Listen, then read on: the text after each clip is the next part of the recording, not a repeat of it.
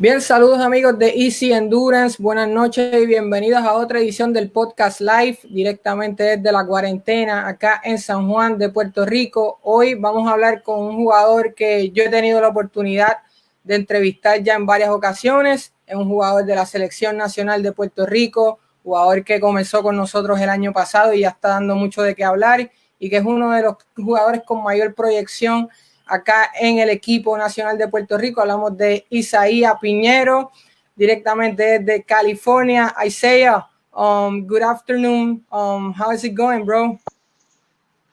It's good. It's good. Just got done with the workout not too long ago, and it's good. Everything's good out here. Thank you for being here today, man. I haven't really heard from you since the AmeriCup window. No, thank you for having me. Yeah, it's been kind of quiet since then. All right, Isaiah, let's start with what's going on around the world. Obviously, everybody knows about the Black Lives Matter movement. Obviously, you're born and raised in the United States, but from Latino heritage. Have you ever been, kind of thrown off by all this that is happening? Have you ever been a victim or of racism in your lifetime? A couple times, I'm pretty light for Puerto Rican, and so it's I haven't experienced it like my brother, who is definitely, he's a little darker than me, or my dad, who is he's on the darker side of being Puerto Rican. And so growing up in Northern California, we lived in a super small town actually, and I was considered black. And so they didn't really look at me as, Puerto Rican or Hispanic. It was kind of, I'm darker than white, so I'm black, and I have curly hair. It's a little nappy. And so I've experienced a couple things in my lifetime, a couple experiences with racism, but thankfully nothing too bad or traumatic. But I have my cousin is Puerto Rican and mixed with black as well. And she lived in Orange County, LA area growing up, and she experienced it a lot. And so this whole movement right now is extremely important for America and for the world, going forward. I think we've put, it's been systematic oppression and racism for 400 years, for hundreds of years, since the creation of the United States of America, and for a whole community of Black people and minorities, for us to finally take a stand and to come together as the United States, each state come together and show that enough is enough with racism and that we're not going to condone it anymore is extremely important, and it's the right thing to do. And, we're all one, and the color of your skin doesn't mean that you're better or worse than someone. And so the opportunities that are present for the Black community are limited throughout history, and that is why they're in the situations they are in now. And so for everything that's going on, I think it's great. Right. Yesterday was a huge day of protesting in California, in Los Angeles. I think maybe a million people there. I don't really know the number. Do you feel like going there, or are you more of a Pacific guy that would, support, but don't get into that kind of political or social movements?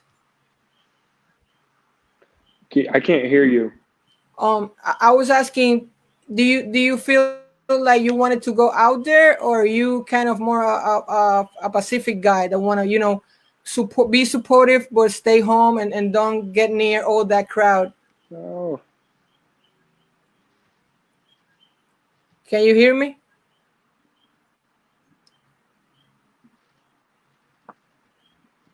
Okay.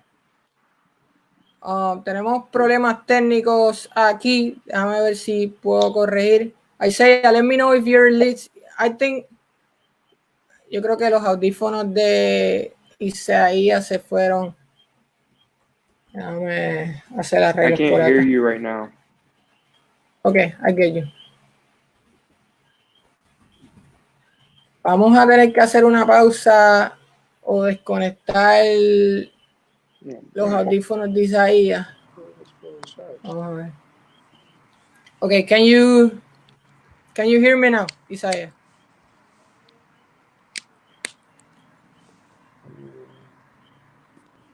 Can you hear me now? Bueno, Isaías tuvo que salir del chat. Vamos a ver si podemos resolver este aspecto técnico rápido. Si no, pues me desconectaré y volveré a comenzar el podcast. Disculpen, amigos, los problemas técnicos. Estamos hablando con Isaías Piñeiro, jugador de la Selección Nacional de Baloncesto de Puerto Rico, directamente desde California.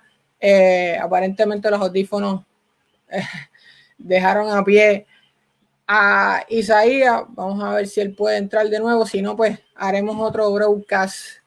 Comenzaremos el podcast desde cero. Gracias a los amigos que están conectados ahora mismo. Vamos a darle un minutito aquí.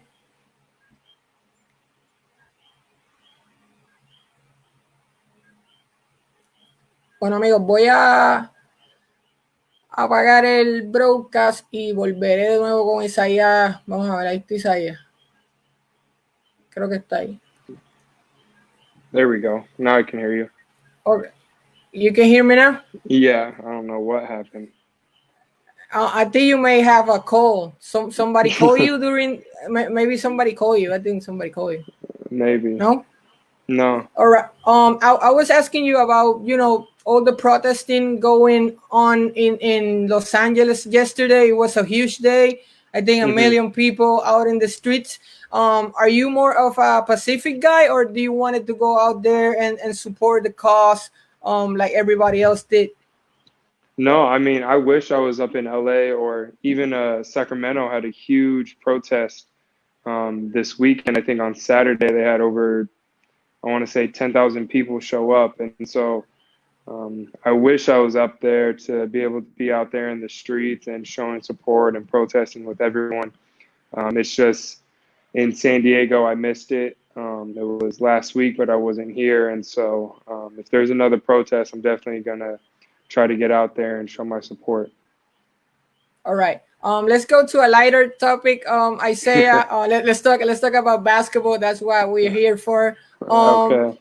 Last year, coming to Puerto Rico for the first time to be on the national team. I remember you were in one of the first practice, you were out there with your wife and just, absorbing everything, looking like you finally made it, looking real happy and looking forward to the World Cup. Take me back to that moment. First of all, receiving the call that you were, being included in the national team. How did that play out for you? It was crazy, actually. Me and my wife just planned our honeymoon and just bought tickets for our honeymoon after our wedding. And I texted my agent saying, hey, I'm going to be gone for a couple days. And then he called me and was like, hey, you're going to have to put that honeymoon on hold because the national team wants you to come play for them. And so it was crazy.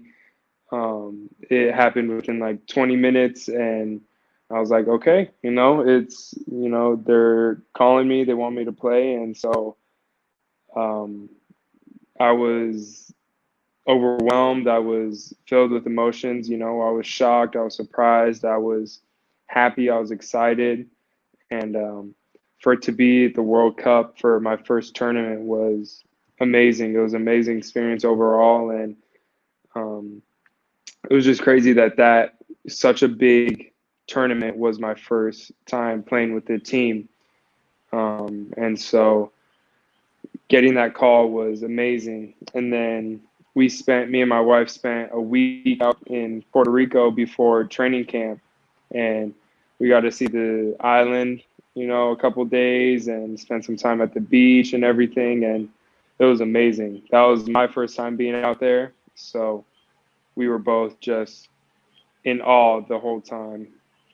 You forgot to mention eating well, because I remember you told me like the food was crazy. That's the first time you Oh told me my like gosh, man. yeah. The food was my parents, my mom could throw down in the kitchen, but the food out there was crazy. Yeah, I definitely miss the food. I'm trying to go back. Talking about your family, obviously you play for the national team because of your grandparents. They're both Puerto Ricans. What was your connection to Puerto Rico before that? Isaiah, before actually joining the team, was that something that was talked about every day at home, or what was your connection to the island, and what have you heard before actually getting here? Yeah, I mean, growing up, we didn't have the most money, so we weren't able to travel to the island. But my father, when he was younger, he would go out there almost every summer from New York. And so he has a lot of memories of going out there, being on the island. And he would just tell us stories and how beautiful it is and everything and the things he used to do. And so um, we always talk about, oh, we have to take a family trip out to Puerto Rico, one day. Um, and for, and now it's finally becoming a reality that I'll be able to send for my family and bring them to Puerto Rico. And, it's going to be an annual thing. Going out there to the island is going to be amazing. But before playing for the national team, it was kind of like a dream to go out to the island and see where my grandparents grew up, where my dad spent his summers, and just to experience the culture of Puerto Rico. Right. It was almost a dream and something that to look forward to. Right. You mentioned, the World Cup being your first international experience, and I mean, it doesn't get any much better than that. Probably the Olympics. It's like Yeah. a higher scenario, but the World Cup is huge. Two questions, Isaiah. What it did for you as a player, that experience, facing many of the top guys in the world. You play against Spain, who was eventually the champion.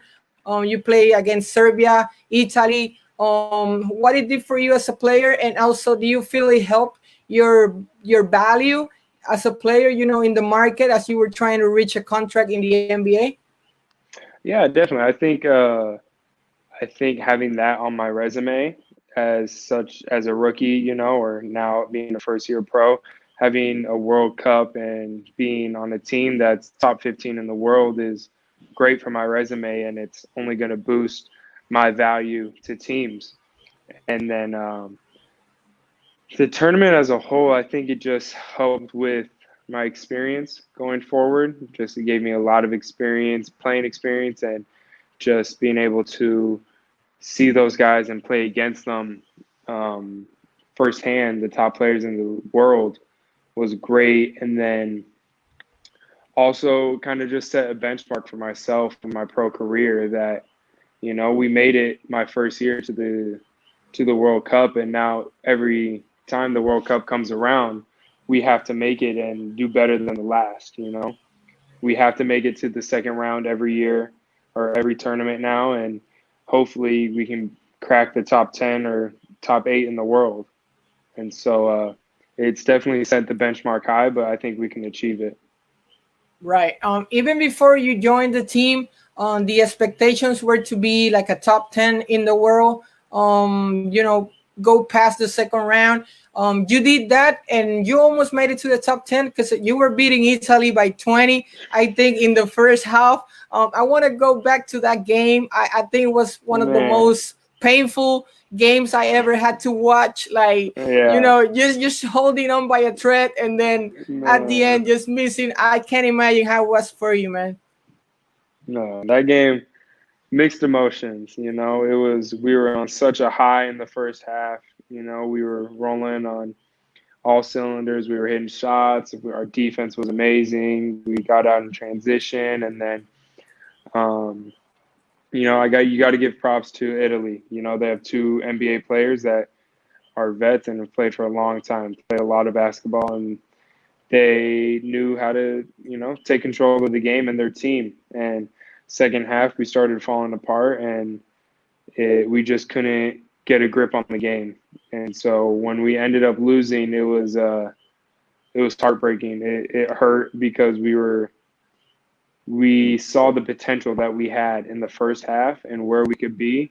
And then second half, we just fell apart. But that also goes to, the experience. We were a fairly new team, but we hadn't played much games like that, And so it was a thing going forward. That game and the World Cup will give us the experience to win that game next time we're in that position so that we can finish in the top 10.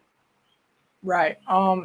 Going a little bit deeper into World Cup, you play for Coach Casiano, who is known, to give players a lot of opportunity. He played most of the players on the roster, and he gave you a chance right away.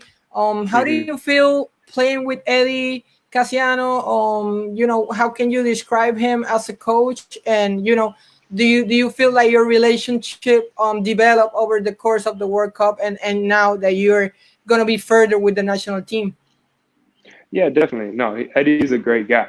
He's a great coach. He's one of the best Puerto Rican players that we've had. And so he knows the game from a player's aspect. And so as a coach, it's always nice as a player, it's always nice when your coach played and was good because they can give you tips and you have a little more respect for them because they've been through it. They were on the court playing and stuff. And so he's a total player's coach. He loves to joke around everything, but at the same time, he knows when to flip the switch and be serious and expect a lot from us.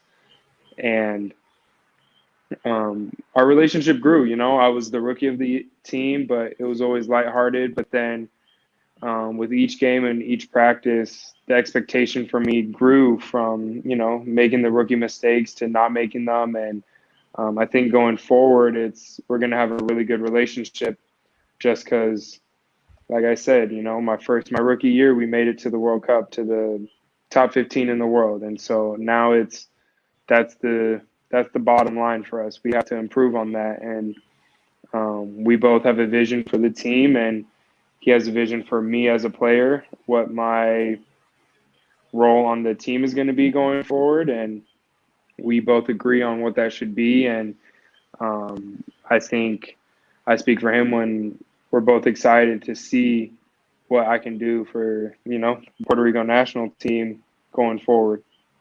Right. Talking about roles, Isaiah, where do you think you can make the most impact? Where do you think you can contribute the most to the team? You're good on defense. You're strong. You're big. You can switch up a couple positions. On the offensive side, you can move without a ball. You can shoot the spot three. You have a nice mid-range jumper. Where do you feel the most comfortable, and where do you think you fit better on this roster? No, I think it depends on who we're playing and the roster they have. Me being a 3-4 I can be versatile, like you said. On offense, I can play the 3 or the 4, and so in defense, I can guard the 3 or the 4 as well. And so it depends on what team we're playing. When we play the U.S., they're typically a smaller team, and so I can play the 4 and be fine with that and contribute that way. Or if we're playing a bigger team, let's say Serbia, I can play the 3, so we have more size on the floor.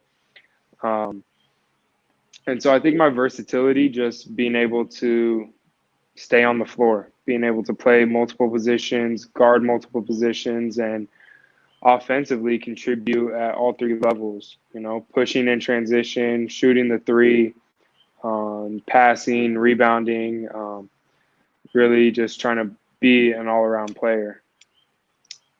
Right. Talking about players being versatile, you got a nice role model in the team in Renato Bachman. When I called you the other day to talk about a little bit about him, you were telling me how much of a impact he made on yourself during those, couple games in China.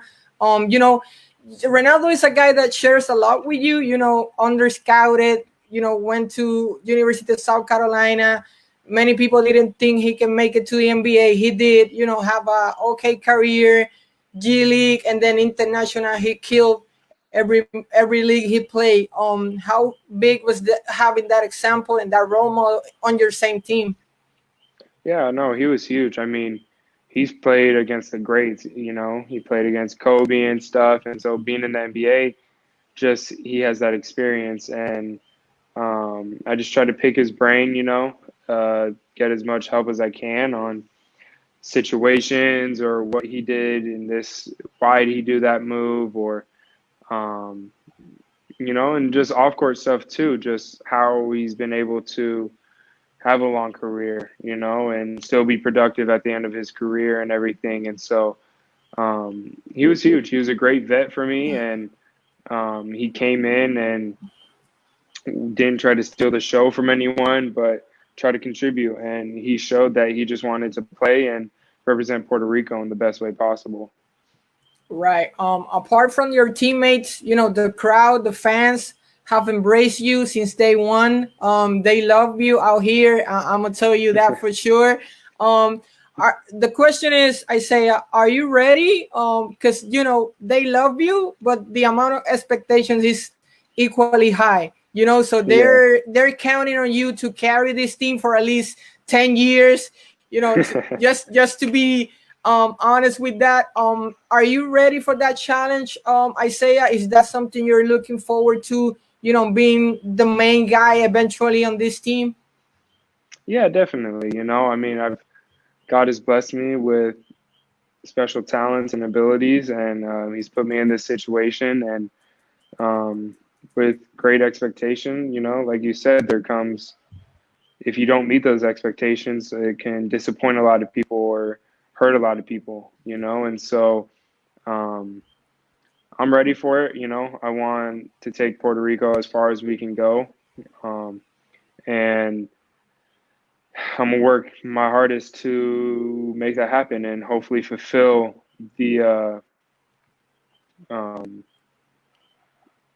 those expectations, And so hopefully I don't let you guys down. And if I do, I'm sorry, A lot can happen in 10 years, but just know that my heart's in the right spot, and I'm trying to take Puerto Rico as far as we can go.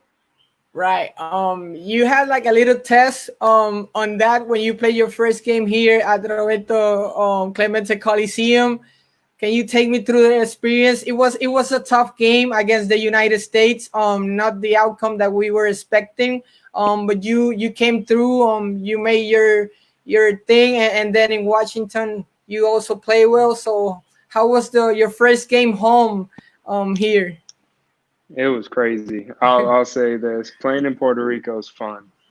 If that's how every game is out there, it's gonna be fun playing out there. The crowd was loud from the jump to the end. And it was great. The energy was great. The crowd was into it, and so just disappointed that we couldn't pull out the win. We fought hard the second half, but we're a new team. We're trying to make a transition right now.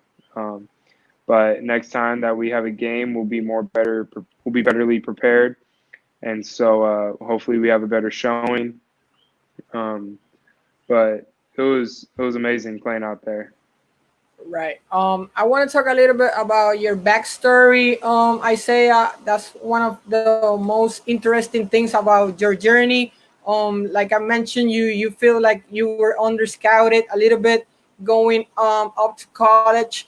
You made the switch to junior college. You then transferred to Portland State and then to San Diego. So that's almost 3 years, 3 different colleges, because you redshirt one of the years at San Diego. The thing I want to focus the most is, people think when you go to a junior college, you don't belong to the higher level, or you're kind of downgrading. You know what I'm saying? But you can also use it as a stepping stone in achieving bigger things, right? So I'm thinking that's what happened to you.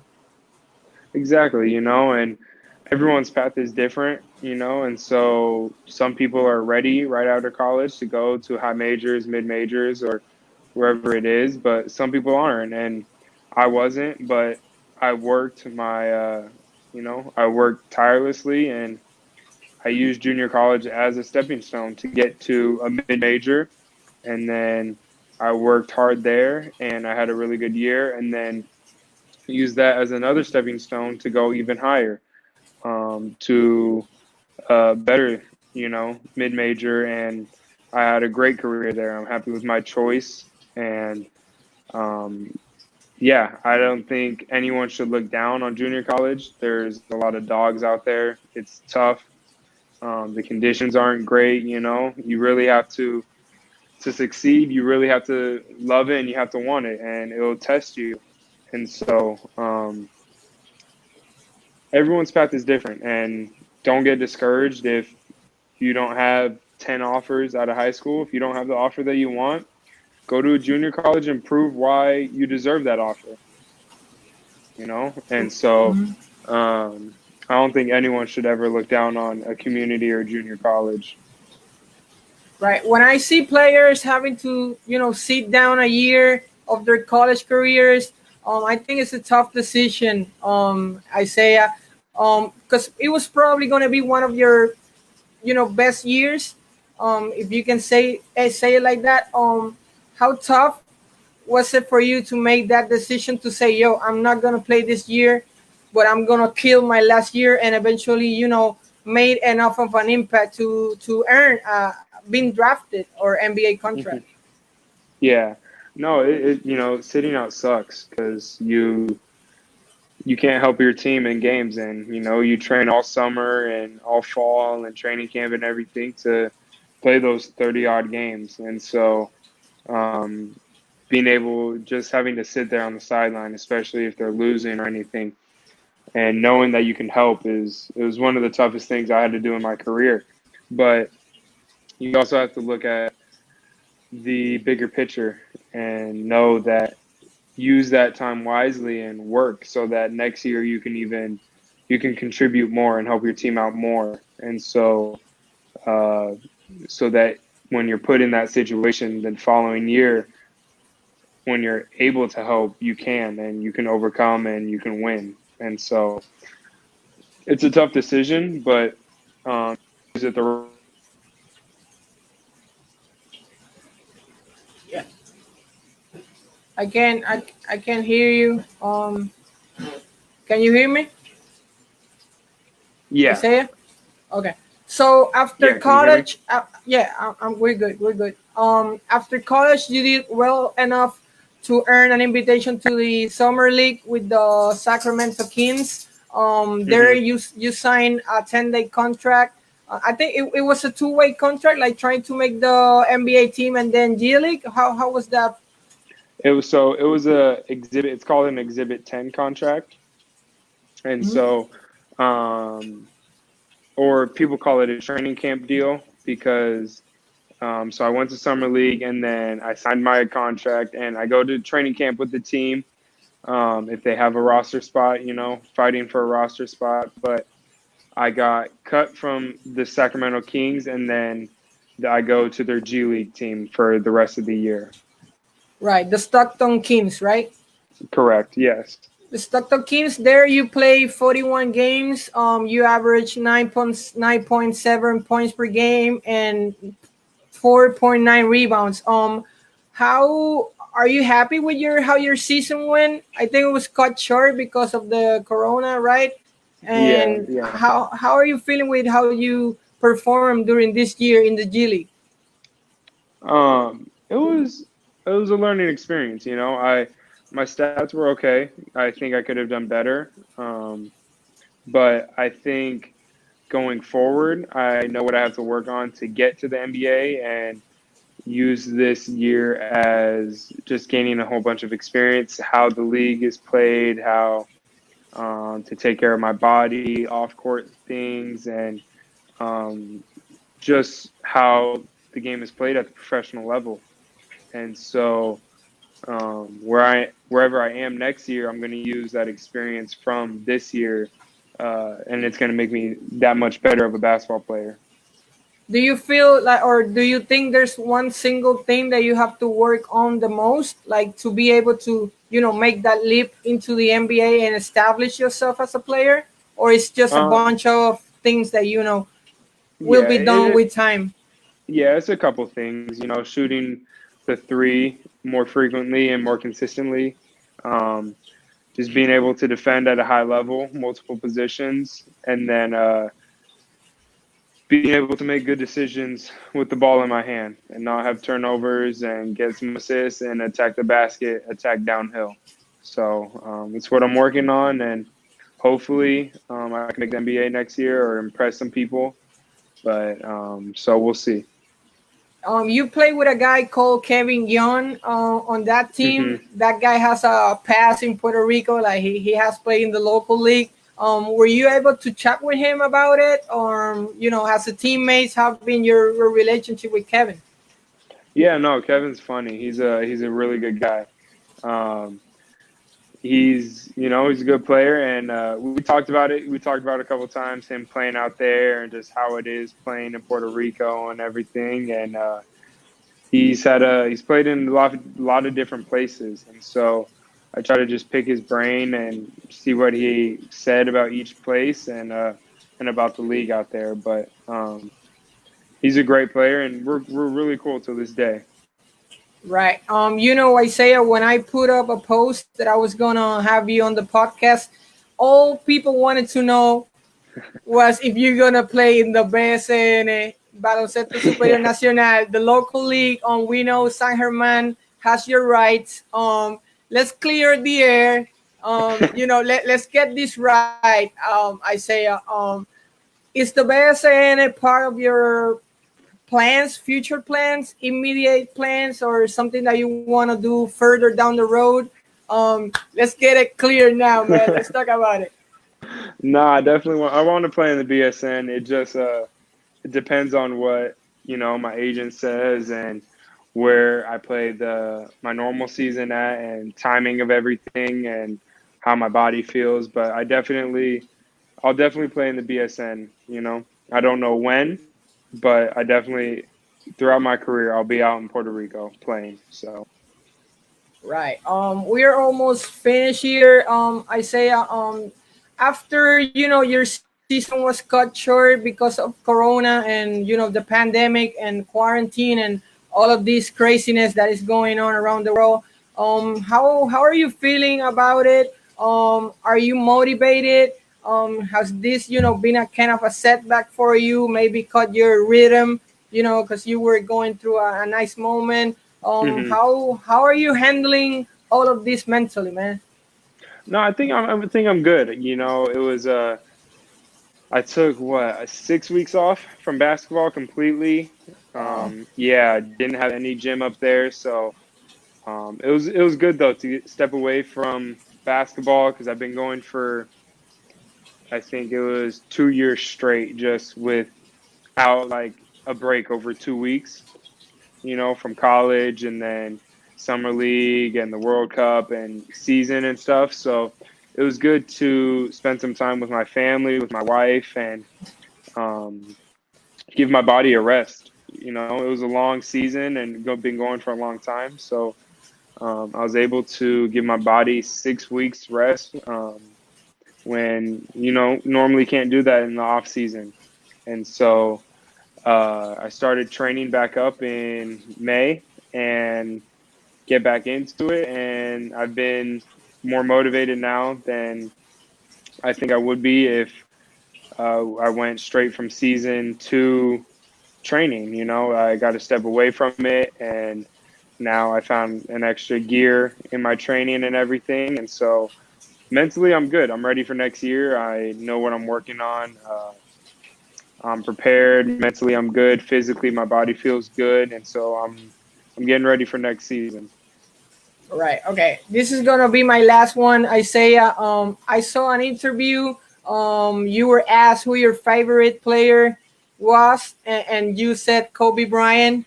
Because of it. You said that his crazy drive for the game was like the main, turning point. for you, I want to ask about, the sad moment. Obviously with the passing of Kobe Bryant. How tough was that for you, being a California guy, born and raised in California? And what do you take from his game that you now have on yours?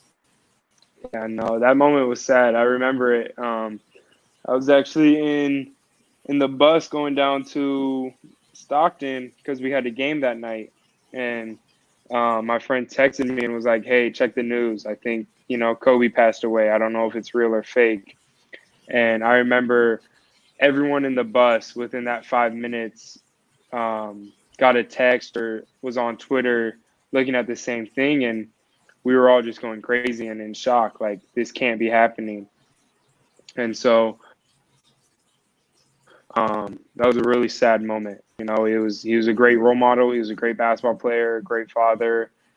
He was doing great things for the sport of basketball and in the world. And so his passing, it really hurt. But I think from him, just the mentality and his approach to the game that he took, training and in the game, how his killer mentality. I try to bring mentality. You need the Mamba mentality. Exactly, and so just bringing that mentality into every training session and every game, and the focus on details that he had. The smallest detail never went unlooked, or he focused on everything. And so his fundamentals were incredible, and I've tried to work on my fundamentals even more this summer to help my game, and I think that has helped me become a better basketball player. And so I thank him, and sad moment, and sad that he's not here anymore. Right. Well, Isaiah, I appreciate your time today. I know, it's been kind of crazy getting this interview done after the workout. I know you're tired. You want to eat. I appreciate I appreciate your time. I look forward to you making it into the NBA, and having a lot more years with the national team representing us, probably getting us back to the Olympics and more World Cups. So stay healthy, my friends, and thank you very much. Thank you for having me. All right, peace. See ya.